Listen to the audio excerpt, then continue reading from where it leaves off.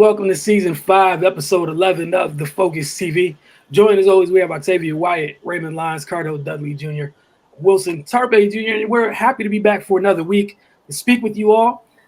There's been a lot of sports that has happened. Obviously, Super Wildcard weekend and the NFL playoffs. Raymond got the latest on the Wizards.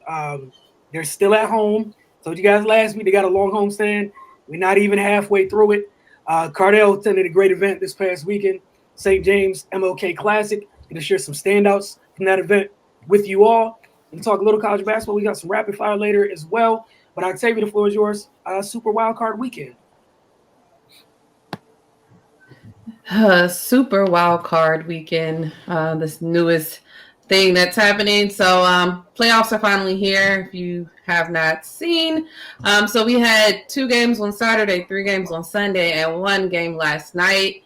So we're just going to quickly go over each of them. I'm not going to get too deep into it because they're over and done with, and we have more games to look forward to this week.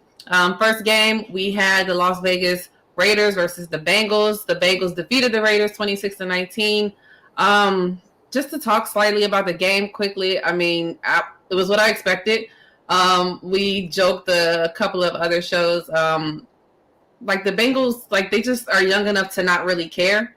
And they're just like good enough to do whatever needs to be done. And they have so many weapons with Jamar Chase and T. Higgins and Tyler Boyd and Joe Mixon. And of course Joe Burrow. It's just not even fair. Derek Carr is Derek Carr. He's sometimey. I kind of put him in that kind of Baker Mayfield-ish role. But they just weren't able to do enough. I mean, they kind of did the same thing that they always do. They kind of keep it close enough where, they can kind of make a run kind of at the end. They just didn't have enough gas in the tank to actually complete it this time. Cincinnati getting their first playoff win in 31 years is wild. But it's nice to see, the Bengals kind of come up, with Zach Taylor coming there and, his first couple of years, people didn't really think it was going to be the same old. But they've actually really got it together. I think this year, depending on what happens in their next playoff game, things that they should be looking for next year, of course, is going to be an offensive line because Joe Burrow is always running for his life. He's just gotten good at it. So I think that's the next main thing that they need to focus on. But the Raiders have a lot of turmoil this year, and it's still happening in the offseason. They did fire their GM, Mike Mayock. Rich Posada is still technically there. We don't know what's going to happen as they start to look for a new GM and technically solidify a head coach. Maybe he drops the interim tag. I do believe they have a couple of interviews with some people, or at least one I've heard of so far. So Las Vegas Raiders have a lot to do. I mean, Derek Carr was 29-54.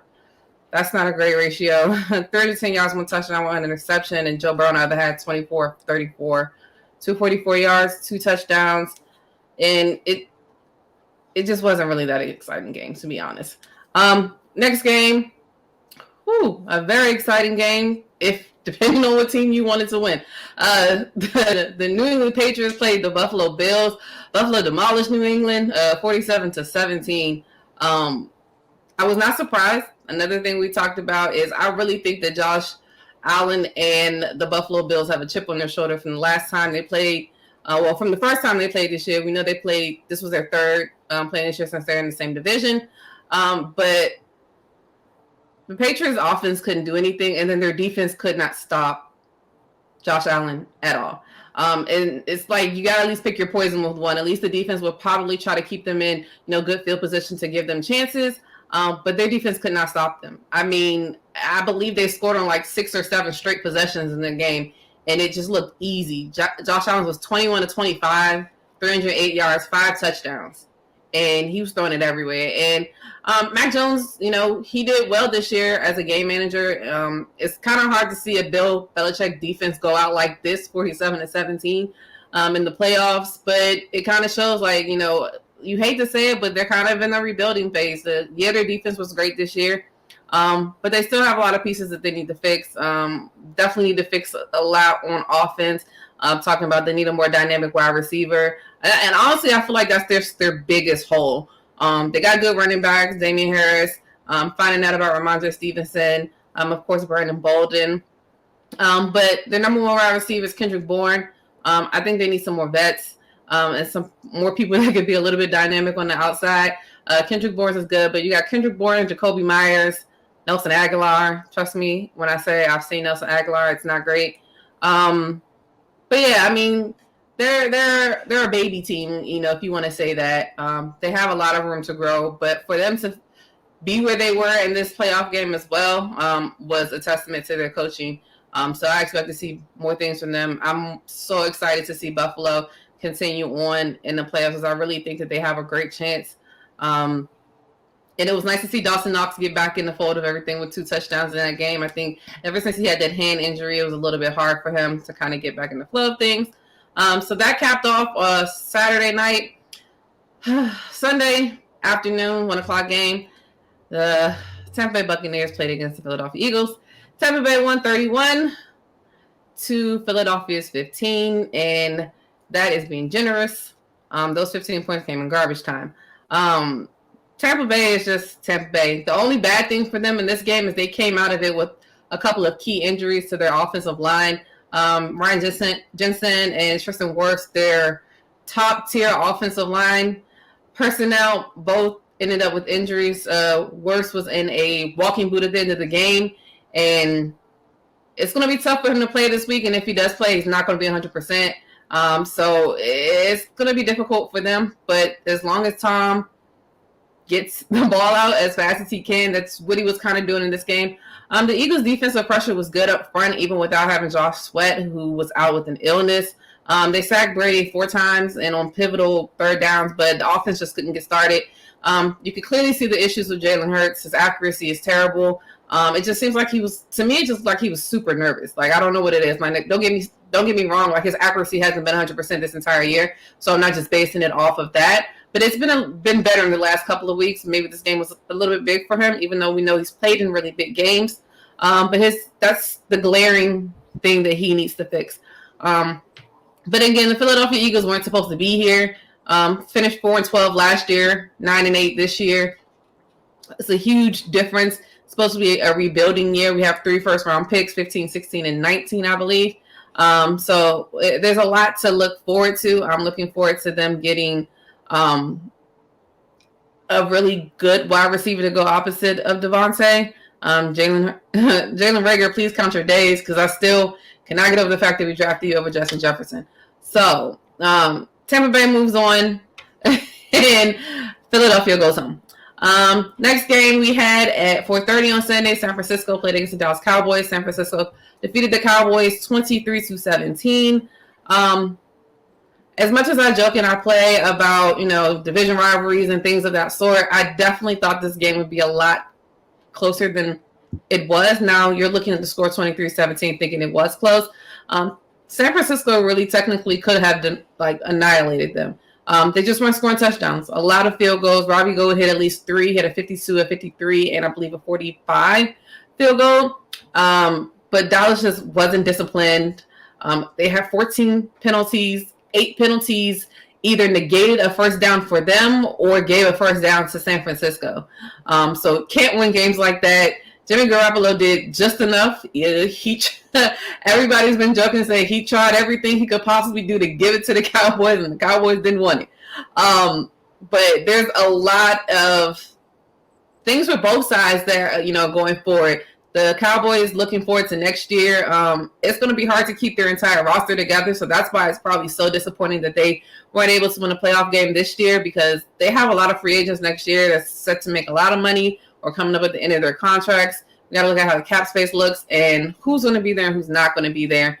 On the other side, San Francisco is moving forward. They're going to play Green Bay next week. But they have a couple of injuries. Nick Bosa left that game with a concussion. And as Wilson just let me know, number 10, Jimmy Garoppolo, might not be playing. He has a thumb injury and a shoulder injury. So I will be very interested to see what happens there, throwing number 5, Trey Lance, in there at the last minute in a playoff game. Start your first playoff game. Here you go. Play against Aaron Rodgers in Green Bay in the cold. Good luck. That's going to be tough, but I'm just interested to see how that all plays out for them. But like I said, I joke and I talk about the Cowboys, but I definitely expected a lot more for them. CeeDee Lamb had 1 catch. Ezekiel Elliott, I think, had 16 carries for like 25 yards or something like that. 12 carries for 31 yards. And Dak was 23 of 43, 254 yards, 1 touchdown, 1 interception. And, I mean, on the other side, Garoppolo didn't throw any touchdowns. He threw 1 interception. But that run game, Deebo Samuels, Mitchell, they did enough. They did enough. And the defense held the Cowboys at bay. Last game on Sunday, we had Pittsburgh, Kansas City. Won't spend too much time on this one. Kansas City defeated Pittsburgh 42-21. Congratulations to TJ Watt. He got a first touchdown that he scored off of a first defensive touchdown that he scored. Travis Kelce threw his first touchdown in the game. And that's really about it. I mean, Patrick Mahomes just did Patrick Mahomes things. And Ben Roethlisberger is 39 and his legs are 39 and it looks like it. So farewell to Ben.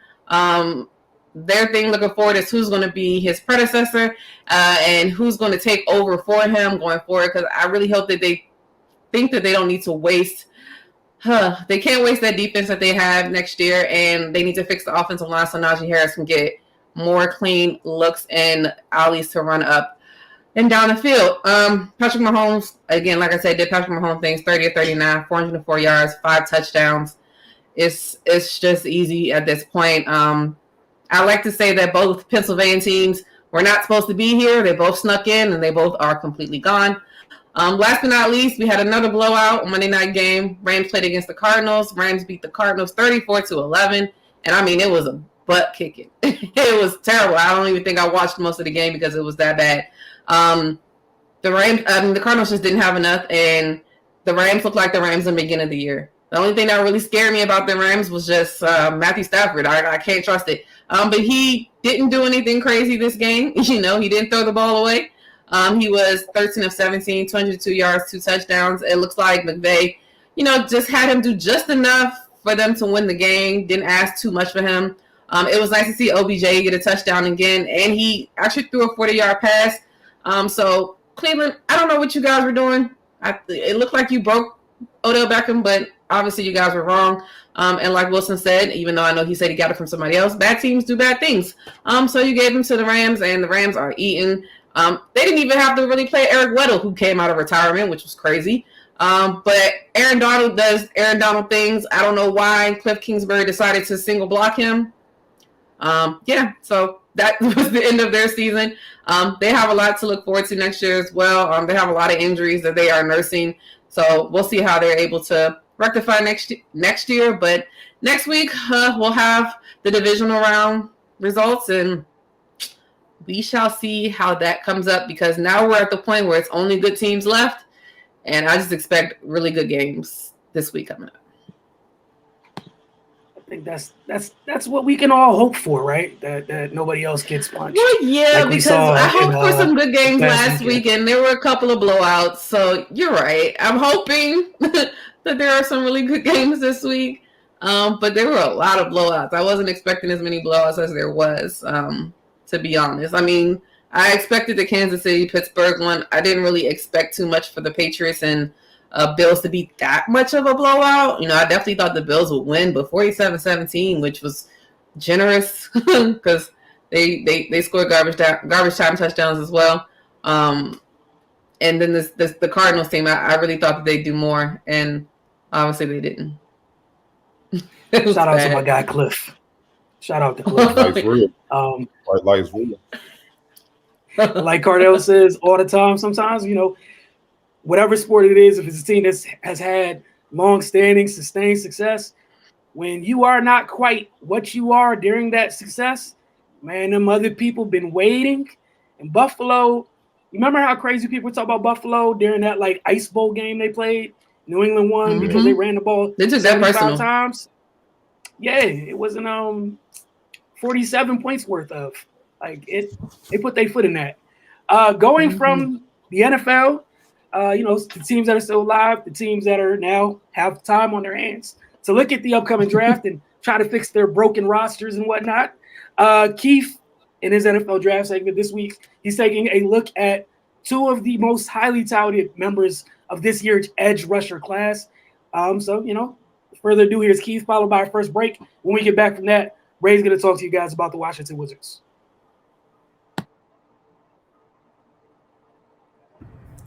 Today, we will be scouting the two top 3 prospects in the draft.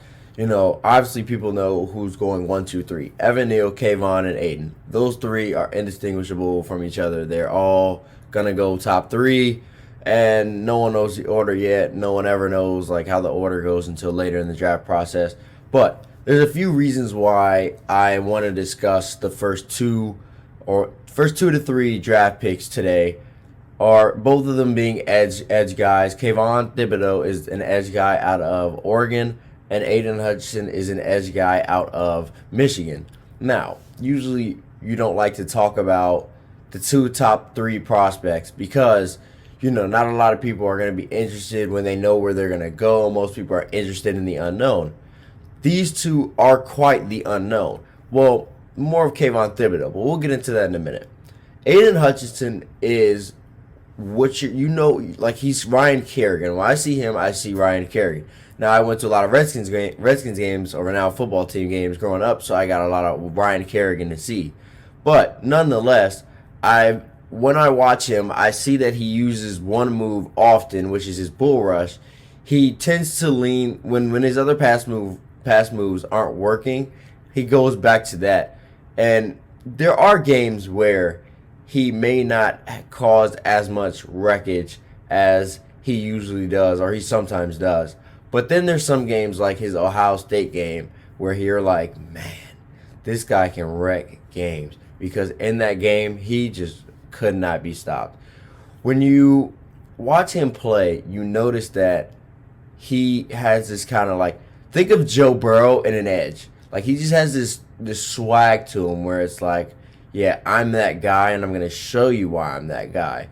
And right now, the reason why I say this is it's so interesting to see how this draft process goes between these 2 guys is because everybody after the Ohio State game was like, Aiden Hutchinson, first pick, easily. But then you look into it a bit more, and it's like recency bias has just kicked in a bit. But now when you look at Kayvon Thibodeau, it's like him coming out of his, I believe, his sophomore year, or now his junior year, for him to be a younger prospect, I think his ceiling is much higher than where Aiden's is. Right now, Aiden is the more published guy. We know we're going to get a guy who I think will get 10 to 15 sacks, somewhere in there, a good amount of pressures, and who calls damage his rookie year. Kayvon Thibodeau, I think, he's one of the guys where I think who could reach up to that 20 sack period. I think he could get up there sometime in his career. I think he could be that dominant of a player. One of my favorite things about him that Aiden doesn't have is just his arsenal. Watching this guy, you see this guy having an endless arsenal of pass rush moves. But the one I see that he goes to, and for him to be 6'5", 200 plus pounds, and to still have a great bend when coming off the edge and able to lean his body to where the offensive lineman has to stretch out and miss him majority of the time. For him to do that so well is remarkable to see, because you don't see guys who are 6'5", 200 plus able to lean their body to get around a guy. When you're going against an offensive lineman, it's a way of thinking. It's a mindset of how to get around them. You got to realize that these guys are good, but these guys are 6'5", 6'6" plus, and they're 300 pounds plus. So these guys aren't quick. So if I could beat you to a certain point, I'm going to get to the quarterback majority of the time. That is the mindset that Kayvon Thibodeau has. That's how he breaks down the game. When you watch this guy, you can just see that he knows, I'm better than you, and I'm going to prove to you that I am better than you. These 2 prospects it's not really a go wrong. If I had the choice of the 2, I would definitely lean Kayvon, because I'm going to go for the upside. I'm not going to go for what I want now. I want a project guy. If I'm going to be spending my top 3 pick on you, I'm going to go get a guy who I think is groundbreaking, a guy who I think I cannot live without. Do I think I can live without Aiden Hutchinson? Not really. Yes, but I know for sure that I could not live without Kayvon. Like, Kayvon Thibodeau is going to wreck games, game in and game out, once he taps into that potential sometime in his career. I think he'll do it earlier rather than later, but I do still think he's talented enough to where he is, like, taking tackles, throwing them, taking tackles, spin moving them down, knocking their arm down. He's going to have such a deep arsenal of moves. And one of the things I love about, like, the NFL today is how older players connect with younger players. So when you got older edge threats like TJ Watt, Myles Garrett, those kind of guys who are like the upper part of the league, they connect with the younger guys like an Aiden or a Kayvon to perfect their game. And it's always amazing to see how they connect. But those two guys, I think, are like great prospects in themselves. Everybody knows they'll both go top 3. Kayvon, I think, is the more project player at the moment, who I think has the higher upside, and I think Aiden's a bit more polished.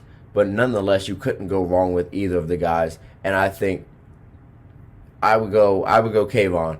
But like I said, you can't go wrong with either. So those are the two prospects that we were going to go over today. Both are amazing prospects. Both are, like I said, top 3 guys.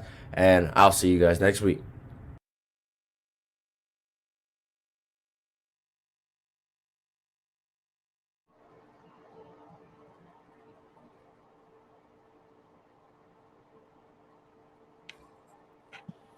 Welcome back to the Focus TV. Want to thank Keith for knocking this week's draft segment out. As always, all right, Raymond, the floor is yours with the Washington Wizards and what they've been up to as of late. Yeah, they did their best Jekyll and Hyde performance over MLK weekend. Saturday had a pretty embarrassing loss against Portland, but last night they rebounded in spectacular fashion and blew Philly out. That was one of their most complete games of the season. It was the first time they had their full complement of players available, with Bradley Beal coming back off health and safety protocols and Rui and TB there, just continuing to round themselves into shape and get their legs underneath them. But the depth was obvious, and it helped, especially having to deal with Joel Embiid, having their all 3 centers available to kind of counteract him was I think that was one of the most important parts of the game. Gafford, he did get into the early foul trouble, which you can't blame him for, having to deal with someone like Embiid, but they were able to respond with TB and then Trez's energy, and then they were able to play TB and Trez together as stretches. It was just really a bonus to have all those guys available, and Rui as well. He's starting to look like himself. He had his mid-range game working. We've seen zone defenses just kind of befuddle the Wizards. Rui, he was just flashing to the middle, to that high post area and the free throw line area, knocking down that mid-range jumper, and just forced Philly to adjust. So yeah, man, that was a great win for Washington. They'll see the Nets tomorrow night. They'll get a Nets team without KD, but it's still a very potent and competent team. So they'll have to come out with that same energy they did against Philly if they want to get that win. On to the Go-Go. They're 4-2. They've been playing pretty well since they came back from winter break. They've been pretty busy over the last week. They are 3-1. They were 3-1 since last Tuesday. They beat the Lakeland Magic, Raptors 905. And then they split with the Greensboro Swarm at their place. Their win against the Raptors 905, that was the Raptors' only loss of the regular season. So yeah, man, the Go-Go, they're playing well. Jaime Akanike is leading the way. He's been coming on really strong as of late. He had 3 straight double-doubles before last night's loss against Greensboro, and he's had double-doubles in 4 to 6 regular season games. It just seems like he did a 10-day stint with the Wizards, and since he's been back with the Go-Go since then, he's been on one. He's been really strong and aggressive around the basket. He's showing nice footwork, good solid touch, and he's being decent as a rim protector as well on the other end. So yeah, that time he spent up top, it might have lit a fire under him because he's looking like he's ready to go back. And if he keeps this up, he's definitely going to get another call up. But overall, man, the Go-Go, they're coming along. They got pretty balanced scoring. Each of the last 4 games, they've had at least 4 people in double figures. Solid defensively, and they've been keeping the turnovers somewhat under control. What's been their Achilles heel is 3-point shooting and the free throw line. They lead the league in overall field goal percentage, but from 3 they're 19th and they're 21st in free throw percentage. So they definitely got to clean those things up. But again, like I always say, they're a really young team, so they're making strides. They might be a little bit ahead of schedule, man, with the way they're playing. Especially on the defensive end, that's typically one thing that that young teams tend to struggle with. Being disciplined and being able to bring it on that in every game. But it's coming along, man, and their offense is as well. Just those 2 areas they really need to pick it up. They host the Windy City Bulls for a doubleheader on the 22nd and the 24th of this week. They'll just look to keep up their stellar play. Coach Mike Williams, he's figuring it out as he goes along. Seems to be in a pretty good place with his rotation. He knows what to expect from guys at this point, and guys are doing their jobs. They have been looking to lean on Cassius Winston pretty heavily coming into the season, but he's been injured a lot, and other guys have just stepped in and played that role really well. Jordan Shackle, man, he's really been performing. He's been one of the sparks on offense, and he's been steadying the ship. Their turnovers were really out of control to start the season, but lately they've been kind of settling down, making better decisions, and taking care of the basketball. So it's just fun to watch this team develop and grow because they're all in it together. This is a lot of their first go round. So yeah, man, it's going to be interesting, man. And I think by the end of the season, they're going to be one of the better teams in G League. All right, Cardell, I'm going to hand this over to you for the St. James MLK Classic Standouts. Yeah, it was good to have the MLK Classic back at the St. James. As we all know, last year they didn't have it. It was pretty much no high school season last year due to, the pandemic, COVID, and even with this season, high school basketball still being hit hard by COVID. A lot of teams have been shut down, pretty much since November, early December, depending on your public school, private school program. And then, it's just tough. So to kind of see them bring together an event of good mix of local teams and, national teams like Donda Academy that has been, getting a lot of hype throughout the high school season, well-deserved hype. I'm gonna jump into a couple of their standouts in a few minutes. From out of California, you had the legendary Simeon out of Chicago. That's where, Derrick Rose, Jabari Parker, what's my man, Kendrick Nunn, those type of players came out. And obviously, Benji Wilson, rest in peace, back in the 80s, no one played the country. You came out of that program as well, man. Just great prep teams from around the country coming here to do battle, man. And we really don't get that outside of, the event held at the Mather, pretty much by Takeover's camp. But, it all in all, it was good. It was a good event and a good return to action, man. They couldn't hold the same amount as when they first had it a few years back, obviously due to COVID, some people not being vaccinated, but all in all, it was just a well-ran event. And, to put things further in perspective is it was a couple of teams that literally had to pull out like the day of because a player got hit with COVID. They tested positive. Like Simeon was supposed to play Mount St. Joe's from up in the Baltimore area out in the BCL league.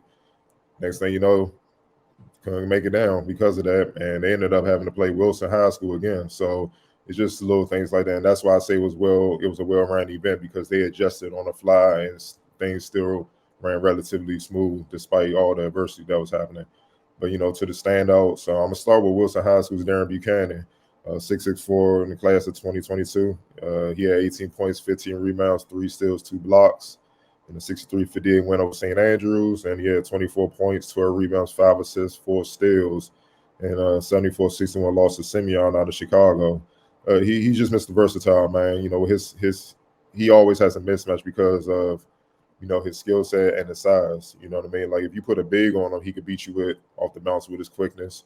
You know, do one dribble pull up, and then if you put somebody smaller than him on him, he'll take him to the post and wear him down. You know, because he got the body for it, man. You know, right now he's playing the 4 at the high school level. At the college level, obviously he's going to transition to more of the 3. But you know, I love how versatile his game is, and then his motor. He don't quit. He's relentless, especially when he's attacking. He's constantly in motion. He's constantly looking to make an impact play. He rarely just falls asleep, and he always plays hard. And you know, it's a reason why he's one of the top players in the area. You know, he has his choices of Division I scholarships, man. It doesn't matter which ones he feels is a good fit.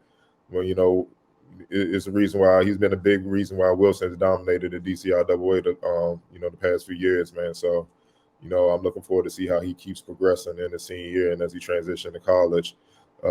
Next one, told you I was going to get to a couple of players from Donda Academy out of California. And for those that don't know, Donda Academy, you know, that's the school that Kanye West just built. That's his school. So, and they hitting the ground running. You know, Robert Dillingham, you know, starting point guard of Donda, 6'1" point guard. He's a junior in the 2023 class.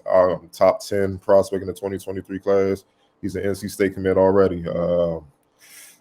Against Minnesota Prep on Friday to kick things off, finished with 32 points, 8 assists, 7 rebounds, 2 steals, and an 82-79 win.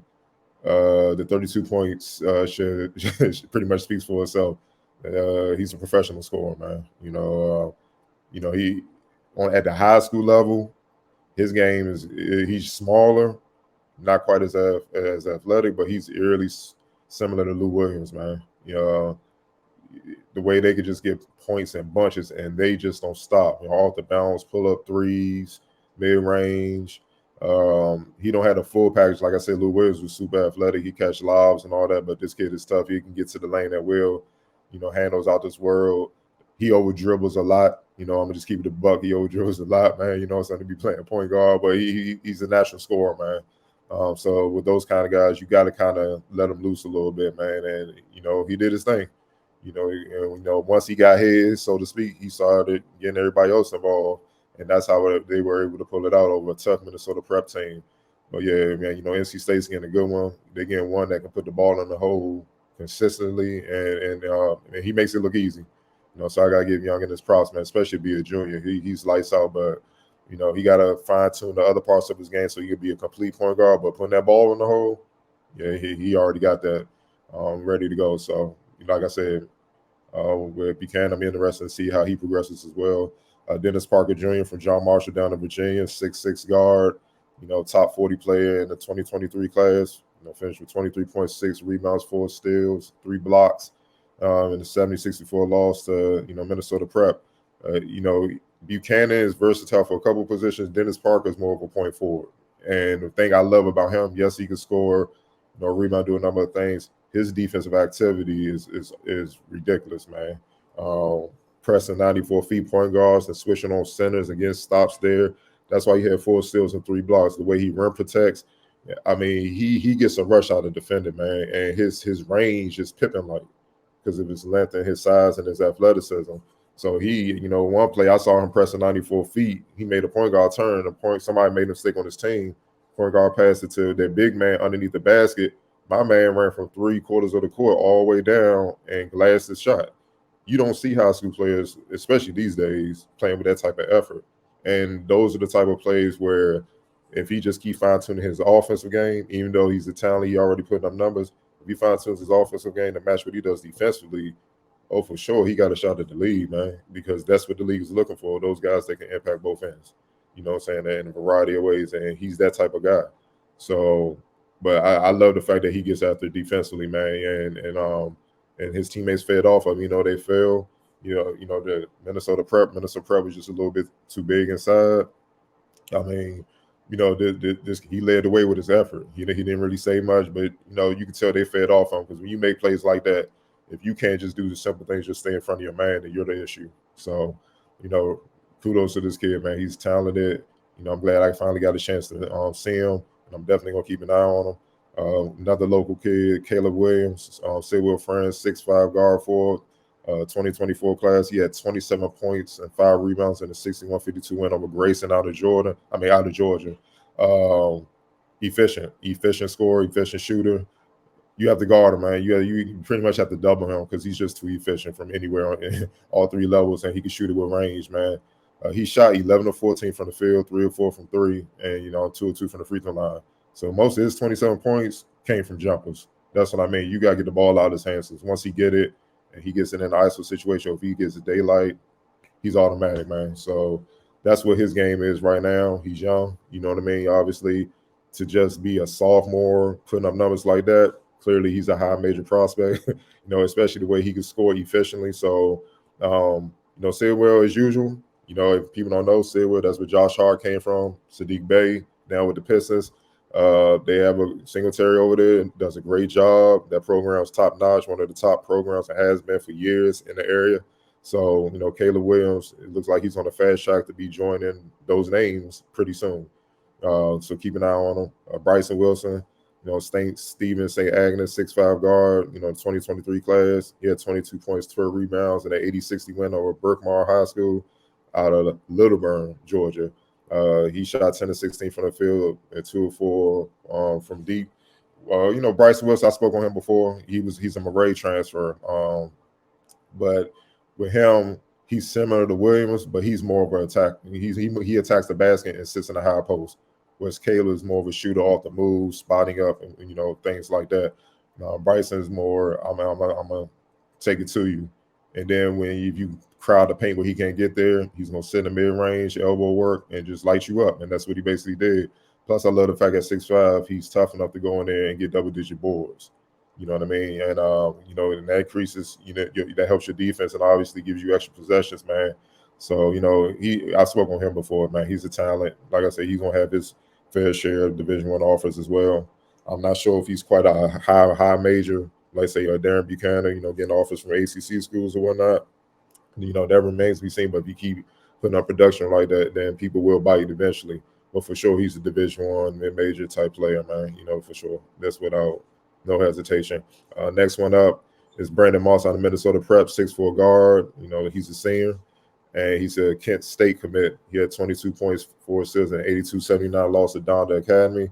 Then he had 23 points and 3 rebounds. In the loss against Sidwell. He's a shooter with range. That's what he loves to do. You know what I'm saying? Like the other guys, they like to mix it up from all 3 levels, love to get in the mid range, attack the basket. Now, Brandon Moss, he's trying to light you up from deep. He's calling for screens. He's trying to get daylight. And if he sees daylight, the shot's going up. And he's pretty efficient from deep. I can't knock him, man. You know what I mean? That's his game. And, college wants shooters. Just like in the league, you see them focusing more on shooters. Well, he's that. You know what I mean? And, smooth. He's a smooth shooting lefty, man. There's nothing more that you can say. And he's automatic from the free throw line, man. Look, throughout the MLK Classic, he only missed 1 free throw. He shot 17-18, including, he had clutch shots against John Marshall in one of their games from the free throw line where he was perfect. You know what I'm saying? And he had 6 free throws late in the game with a minute left to hold them off. So that tells you all you need to know about him, man. And honestly, Kent State's getting a steal because after his performance this weekend, I'm pretty sure other schools will probably try to take him out. We'll see. Nothing these days are official till they on campus in my eyes. So, Kent State, that's cool, but I think he's better than that. Even if he ends up at Kent State and kills, he probably only be there for a year. That's just how the game goes this year. But he's a talent that you should definitely keep an eye on as well. And last but not least, Jalen Drain out of Simeon High School, 6'2" guard, also a senior. He had 26 points, 4 rebounds, 4 assists, and a 74-61 win over Wilson High School. He shot 10 of 16 from the field, 3 of 7 from deep. He relentless, man. If you know one thing about Chicago, all their guards are tough, mentally tough, physically tough, and spiritually tough, and they don't stop. And that's what he is, man. He's not the most athletic, not even the most skilled, but he's relentless. He don't stop. And he took it to Wilson, man. They couldn't stop him. He scored from all over. And, finishing, obviously, like I said, with 26 points, pull up threes, coming off screens, taking contact at the basket, still finishing. You know what I'm saying? It was a sight to see, man. You know what I'm saying? And I love the fact that, you know, even when he missed a couple shots, he didn't shy away from it. He still maintained, he still was poised and even killed and kept coming right back, man. So I think he's a little bit underrated. You know what I'm saying? Yeah, he has some D1 interest, but I see a lot of programs out there that's been struggling to score this season at the college level, and he's a physical scorer. He's an attacker. So I'm pretty sure he'll find a home soon, especially coming from a program like Simeon. He just got to close the deal, but you know, he's not as highly acclaimed as some of the names I named on this list. But you know, I'd be shocked if he make it out to Illinois. You know, one of those schools should definitely keep him home, where he can, you know, fill up the box score, especially scoring wise, man. So, you know, he's definitely special. As far as the best of the rest, got to just throw out some names. Devin Caesar out of St. Stephen, St. Agnes, 6'1" guard. He's going to Buffalo. Robert Dockery, that's Buchanan's partner in crime at Wilson High School, 6'6" guard forward. You know, he's a sophomore in the 2024 class. Gob, yes. Don't look at me crazy. His name is Gob, G-O-B, African kid, point guard from Minnesota Prep, 6'3" point guard in the senior class. He did work, you know, for a stretch there. Him and Robert Dillingham out of Donda Academy, they was going back and forth. It was a fun matchup to see, man. He definitely got up for that. Chikai Howard out of Donda Academy, 6'6" guard, sophomore. I don't like throwing, you know, little stamps out like this, but he might be the best dunker I've seen at the high school level probably since Vince. Hear what I'm saying? That kid, he got the length, he got the bounce. Everything he does, he was looking down at the rim, literally looking down at the rim. Even on this windmill, I put a clip up on Instagram. His athleticism is off the charts. And the thing is, he don't even like to score. He likes to play defense, and it's clear why he likes to play defense. He wants to get the steal and get out on the open floor so he can put on the show. That's what he's really trying to do. But he gets more of a rush of playing defense more so than scoring. But he will put it on your head, and he's a capable shooter, but he just don't care about offense. I mean, good luck finding another player like that. Special talent, one of the top players in the 2024 class, unreal athleticism. His regular dunk is like an East Bay instead of a windmill. So, you know, he's when he actually cares on the offensive end, it's gonna be hell to pay. It's gonna be hard to stop that kid. Miles Ruben, Simeon, 6'8" forward. He's a junior. I love what he brought, the versatility up front, man, being able to step out, hit open jumpers with his size, but also go to the block and go to work, block shots and rebound, run the floor. He's definitely a prospect. I know he got his fair share of D1 offers as well. Stinson Jr., Minnesota Prep, 6'5" forward. He's a junior in 2023 class. Malik Rose clone. If you know Malik Rose that played with the Spurs, he was out of Philly, kind of undersized, but could shoot it. Strong, athletic enough to get the job done. That's what Stinson is. Javante Taylor, Donda Academy, another top prospect. That's all Donda really has. 6'8" forward, got offers from Kentucky. You named all the blue bloods. Super athletic forward. You know that they can step out, do things on the perimeter, but also go inside, do damage as well. And Brandon White Jr., close it out with him out of Donda Academy. 6'10" forward center, more of a bruiser. He's a junior as well. He's more of a bruiser inside, kind of like what you see with McCormick at Kansas, but super athletic, really tough inside, physical, and you know, defensively, I think he's ahead of his offense right now. He's a great rim protector, monster rebounder, screener. He does all the big man things that you want out of a bruiser or whatnot, but he has skill offensively. And you know, he doesn't get the more acclaim, the more flashier players around him at Donda, but he might be the most pivotal, most important piece. Because without him, teams will attack Taylor inside, get him in foul trouble. Then you playing a bunch of guards. So, you know, Brandon White Jr. definitely holds it down for them. All right, Cardell, appreciate that. You know, as always, when you go to events, you guys tune in afterwards. Head over to finestmag.com. You know, obviously can't get through all of it right here on the show. And then, you know, follow him along, obviously, on social media along with the Focus TV. Every time he's at events, it's constant posting. So y'all might want to go ahead. In case you missed any of the clips that he was mentioning, might want to catch up on that. Going to take our second break tonight. You know, courtesy of Jamal Hayward and 9450 breakdown. This week's breaking down a shot fake, step through after behind the back move. Again, it's a shot fake, step through after behind the back move. Again, that's followed by our second break. We'll see you guys very soon. Work on a shot in the lane today using a pump fake and a step through as well also. So all I'm going to be doing is dribbling to the right. I'm going to show it to you going to the left as well also too. Attacking the basket behind the back. Instead of a 1-2 stop, we're going to come to a 2-foot stop, and then we're going to add a step through on that as well also. So just to break down the move, we're going to go slowly, walking to the basket here. 1 dribble, 2 dribble, I stop. I can come to a little quick hop instead of 1-2. Now, when I come to that quick stop, I've established that I can shot fake and use either pivot. So, obviously if the defender's on my left side, and I'm here, and I stop here behind the back, if I'm going game speed, the defender's gonna go this way. Now when I use my shot fake, because I came to a 2-foot stop, I can step through here with my left foot, leaving this right foot as a pivot. So I'm gonna show it live.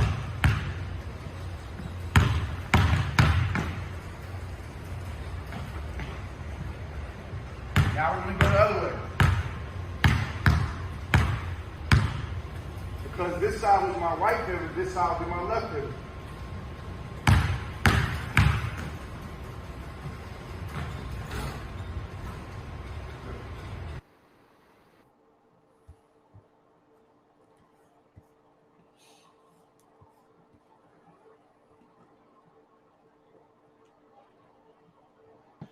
Welcome back to the Focus TD again.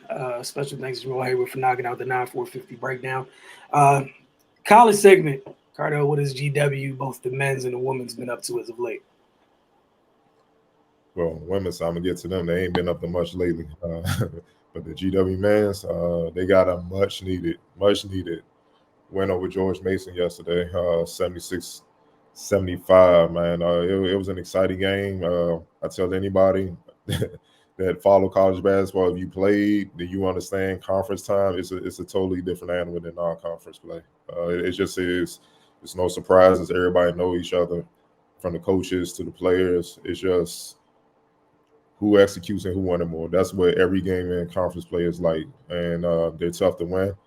You know, coming in, George Mason were the heavy favorites, obviously. You know, beating the high major team, obviously, like Maryland early in the season or whatnot, even though they've had a slide or whatnot, and they've been dealing with their own COVID issues, but so has GW, you know, so they were the favorites coming in, even as they were on the road to play GW at their place. But, you know, it ended up being a typical A-10 matchup. It was a back-and-forth affair throughout most of the game. You know, came down to the last play with about 7 seconds play, you know, down 76-75. You know, James Bishop, he inbounded the ball to Joe Bamison, who drove. He drove from the right side, laid it up, and with 3.5 seconds to go. You know, and you have to deny Mason the inbounds play. You know, GW ran out the clock, and they won 77-76 without the services of Ricky Lindo, Brandon Adams, and Noel Brown, 2 of which, Adams and Lindo Jr., are starters. All 3, for the most part, were out. Well, Brown and Lindo were out due to COVID health and safety protocol, and Brandon Adams was out with injury. He was actually on the bench. He was just saying, you know, he just didn't suit up. But for this game, it was Bamison and Bishop who powered GW, you know, to their first conference win of the season. Bamison finished with a career-high 26 points and 6 rebounds. Bishop added 23 points, 5 rebounds, and 5 assists on 86 shooting from the field, while not turning the ball over one time. And I got to give some love to freshman sensation Brian Freeman, man, who contributed 13 points, 3 assists, 2 rebounds, and 2 steals on 6-11 shooting from the field, man. He's not getting enough praise like he should. You know, as a freshman, he's stepping in. He's starting roles, sometimes going back to the bench or whatnot. And you know, the impact is just the same, especially defensively. He's a pest. If he's not getting the steal, he's definitely forcing guys to throw some costly and bad passes, man, that end up being turnovers. So he's all over the place, man. You know, before the season. Jamie Christian said that's what he's mainly looking for out of Freeman throughout the season is his defensive presence. He's given that and then some. So much respect to the freshman. Like I said, it was a back and forth affair until about the 9:30 mark in the second half. You know, when Bama still drove and when I say he put one of George Mason's forwards in the basket, that's exactly what the hell I mean. I mean, goddamn, he punched on that boy. I'm not gonna say his name. I ain't trying to embarrass the kid, but look, just look, man, look, just it was number 2 on ESPN's top 10 plays. There you go. And keep in mind, GW 5 with their 5 and 10 now. So yeah, as you can see, it was ugly. It was bad. I'm not gonna say his name. I ain't gonna do that to him. When he did that, they tied the game at 57. George Mason got a little pissed because GW was screaming in their face, some of the players or whatnot, and they responded with a 13-0 run. To take a 70-57 lead with 6:30 remaining. Then GW battled back, led by Bamberson and Bishop. They turned the intensity up on both ends and helped the Colonials finish the game on an 18-4 run to close out the game. The duo combined for 12 points in the stretch as GW hit 8 of its final 11 shots while forcing 4 Mason turnovers and holding the Patriots to 2 of 7 from the floor. The Patriots were led by Deshaun Schwartz, 27 points, while Devontae Gaines double-double with 10 points and 11 rebounds. George Mason had 5 players and double-figure scoring. Next up for GW, they ride up to Philly to play a rescheduled game that originally was canceled due to COVID to play against St. Joseph Wednesday at 7 p.m. on ESPN Plus, and they would be looking to even their conference record at 2-2. As for GW women's, they're 7-8. Their contest against St. Bonaventure this past weekend on Saturday was postponed. Went tomorrow. They would hit the road to face 11-4 Fordham at 7 p.m. All right, on Maryland's women's. First off, I just want to send prayers and condolences to the Freeze family. Brenda's dad passed away Sunday morning. The Terps hosted 11th ranked Michigan later that afternoon. And the Wolverines would leave College Park with a 69-49 victory. The loss snapped a 28-game home win streak against Big Ten opponents. That was the last team in conference play to win in the Xfinity Center was Rutgers, December 31st, 2018. Michigan got out to a hot start, shooting the ball extremely well. They built a 10-point lead heading into the second quarter. They would also start the second half strong, extended their lead to as many as 24 at one point. Again, the Wolverines shot the ball very well, 48 from the floor, 50 from 3, which is huge considering they have one of the better bigs in the country in Nas Hillman. The Terps were able to slow her down. Keep in mind, she came into this matchup averaging 20 a game. She only had 9, but to slow her down, and others were able to go off. Most notably, Maddie Nolan, who hit 7 3-pointers. Quick quote, some comments from Coach Freeze following the game. Credit to Michigan. I thought they looked hungrier and faster. Obviously, the more aggressive team for 40 minutes. She went on to say, it's only January, but at some point, we've got to be able to get into a rhythm as a team, be able to come out competing for 40 straight minutes. Maryland hits the road to take on Ohio State Thursday at 6 p.m. All right, Cardell, got time for 8 rapid-fire questions. What you got for us? Yeah, kind of piggybacking off of Octavia's segment. Aaron Donald, he said, I think Kyler Murray wasn't comfortable at all. Murray obviously was sacked a lot. He was sacked twice and hit 5 times. He was really able to get his feet and set and deliver accurate passes. Especially early in the game. And the game really got away from the Cardinals. Aaron Donald said, I feel like we were just dominant out there. I think the quarterback wasn't comfortable at all. I think he tried to get out the pocket a couple times. We were able to run him down or do something to the point where he threw the ball and made a bad throw. We did what we were supposed to do. That was the game plan. We stuck to it, and we had some success doing it. Donald was asked when he could sense that Murray was rattled and, starting the game with 4 consecutive 3-and-outs. Donald didn't let Arizona into any kind of rhythm.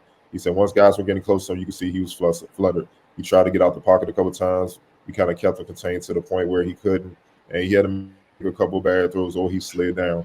So I think we just did a good job of bottling him up. Well, first of all, what do your take on what Aaron Donald said, and based on after this performance. What are your thoughts on head coaching status of Cliff Kingsbury? We'll start with you, Octavia. I think Aaron Donald was 100% right. They were terrified. And it showed. Kyler Murray was terrified. One thing, listening to TV and stuff this morning, they talked about how, we think Kyler is great, don't get me wrong. But I think part of it was that, he's one of the smaller quarterbacks. You can't really see that well all the time over these big defensive line players. So, especially because, like I said, I don't know why they were like Aaron Donald deserves a double team, like every time. And I don't know why every now and then they decided not to. And when they decided not to, Kyler Murray was running for his life. So Aaron Donald was 100% right. It was evident he was flustered. He didn't know where to go. He tried to roll out, and they were covering the edges really, really well. So credit to their defense. I mean, we knew that this was the type of defense that they had. I feel like that it probably didn't show up consistently during the year. But they rose to the occasion. It's the playoffs, and they're looking for a championship. We know that if any team is championship or bust this year, it's them. And then as far as Kingsbury, I honestly don't think he'll be going anywhere. That's just my opinion. I think that they're going to stick with it. I think that they're going to say we did really well this year. We got here. We just have some things to tweak, the whole coach's spiel and what they'll say to make it sound good. But there's definitely cause for major concern. Now, I get it. They had injuries this year, but the injuries don't have anything to do with the play calling and the schemes that they ran. So, it was an embarrassment. Like, even Kyler Murray said, it was embarrassing. And, Aaron Donald was right. He was definitely terrified. Right. Yeah, he was obviously shook up, and with good reason. He was running for his life out there, and single blocking Aaron Donald sound like self-sabotage to me. So maybe Cliff don't want to be there. So, but Aaron Donald was right, man. I think that was their plan coming in, just to stay in his face. Like Octavia pointed out, he's on the smaller side. When you got those gargantuans coming at you, and then not just regular guys, you got Aaron Donald and company. Like that's a vaunted defense, man. And that's tough to deal with your first playoff experience. So it's not much else to say. That's good. That's good analysis from Aaron Donald. They made his life hell, and the score reflected that. With the way Arizona ended the season, and of course with this loss, that seat should be a little warm. But I wouldn't be surprised if he sticks around. Wilson. I'm not shocked. One, the Rams are built to rush the passer. So if you want to choose and sit back and throw the ball 11 times against the Rams, that's how you chose to die. That is your business. I'm not gonna knock you. Cliff Kingsbury, seeing as you're a coach in this division and you've been here for a few years now, that's absurd. I feel like this is yet another fireable offense. He should have never been hired. Another story, another day. That's on Arizona, what they choose to do. But there's no, how silly it is to single block him, and they added Von Miller.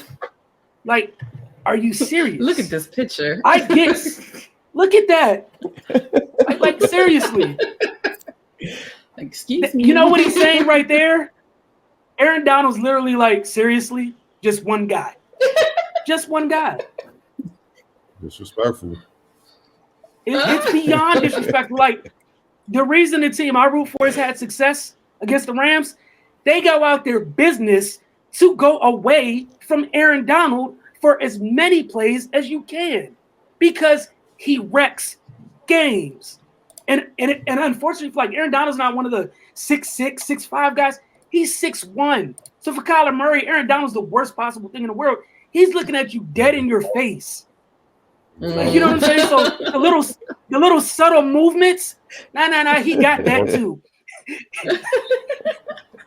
Doesn't matter. That same that little squirrel-like burst you have, he has that too. No, man. Like, you just don't mess with him.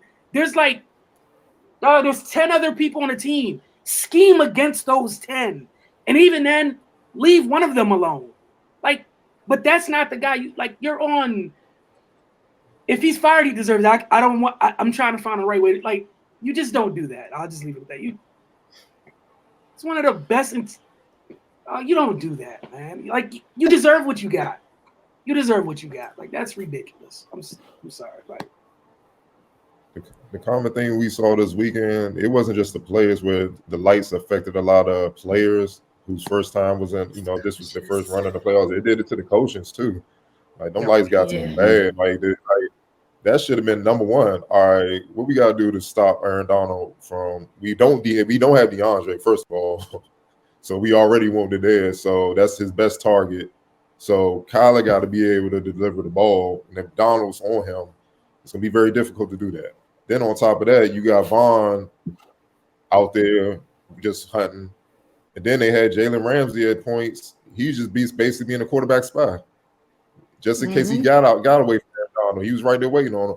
So this dude ain't really had nowhere to go. Then it's just like, who you going to throw it to? You know what I'm saying? It's just, look, man, I feel like sometimes coaches try to be genius when they should just keep it very simple. It's very just common sense stuff that you could do to pull out this game. They be trying to overthink things, be over smart. It's not that deep, man. They ain't do nothing special. Just go get the quarterback. And that's the thing. A lot of quarterbacks, if you get to them, you will fluster them. Yeah, I mean, Brett Favre was crazy, so the hit ain't really mess with him. The hit ain't really mess with him. He's just a gunslinger, so he going to eventually throw a turnover or something, throw a pick or something like that. Sometimes. It ain't many quarterbacks that are saying they get punished and still get back up and be accurate. I'm just throughout the history of the game. It's just not. So why would you take that chance with this little guy? You know what I'm saying? No disrespect, man. It's just, I don't know, man. The lights got to him. Because I was watching. I'm just like, what are y'all doing? It's like, it's bad. All right, it's 14-0. Y'all got to get this drive. Same thing. You see what I'm saying? It's just crazy. I mean, so it should have really clicked when Aaron Donald mixed it up with the offensive lineman. And the offensive lineman couldn't get Aaron Donald off him. And clearly the offensive lineman is like 6'5", 6'6". Aaron Donald pushed him off and knocked his head. So I'm like, you feel what I'm saying? That should have been clear, like, all right. Come on, dog. Like, all right. And then his teammates couldn't even get him off of him.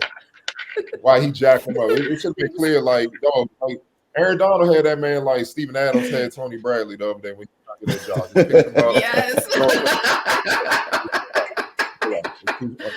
Like, chill out.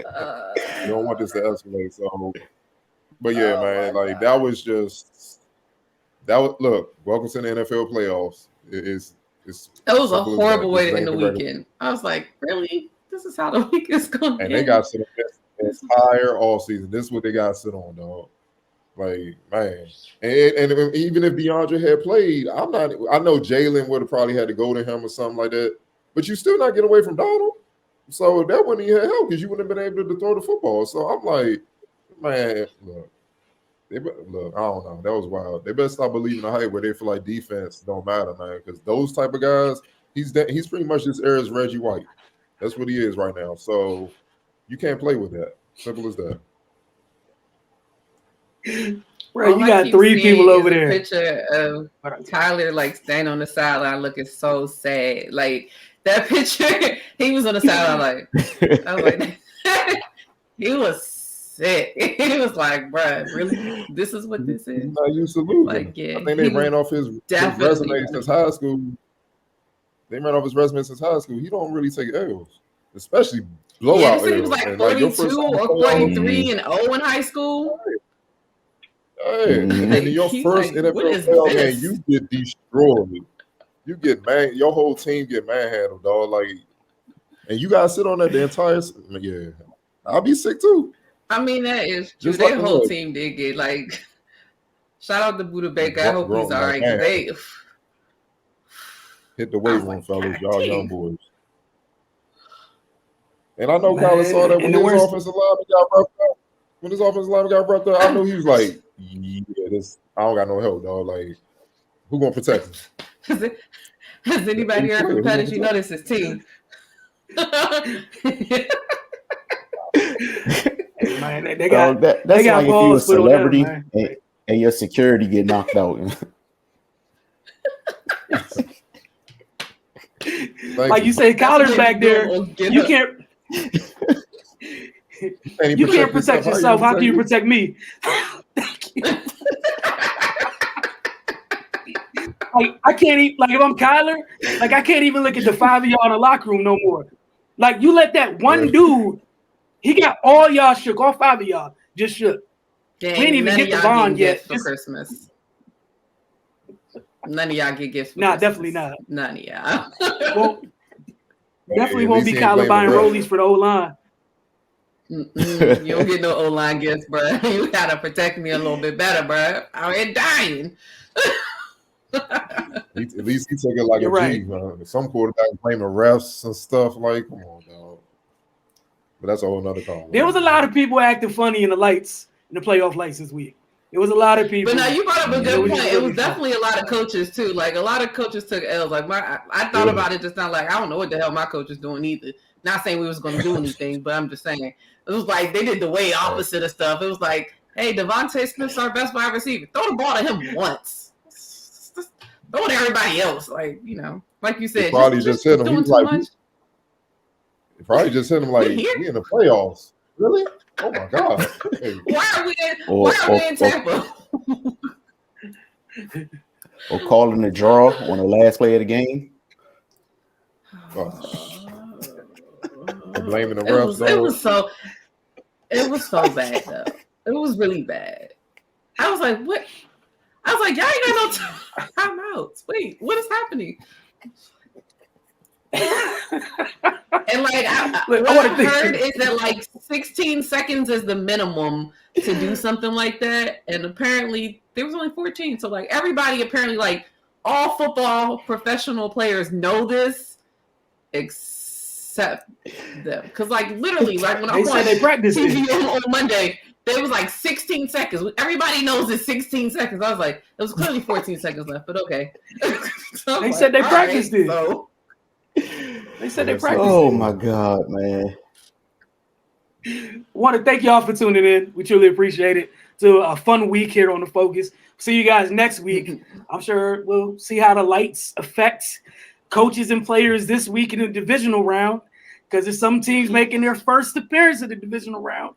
And as corny and cliche as it is, sometimes just having players that have been there before, it kind of goes a long way. Even those that try to give the game back to the other team, just the experience of being there, it goes a long way. Don't forget, you can see the Focus TV, obviously, Friday nights, DCTV, 10 p.m. Go to dctv.org to check the times that are airs throughout the weekend. And obviously, you guys see this Wednesday mornings, 9 a.m. on our Roku channel. You got a Roku television or device. All you got to do is hit the search box, type in the Focus TV, and then add channel. And then, see us every Wednesday. You guys have a great evening. For those of you on Wizards Outlook, we'll literally see y'all later today.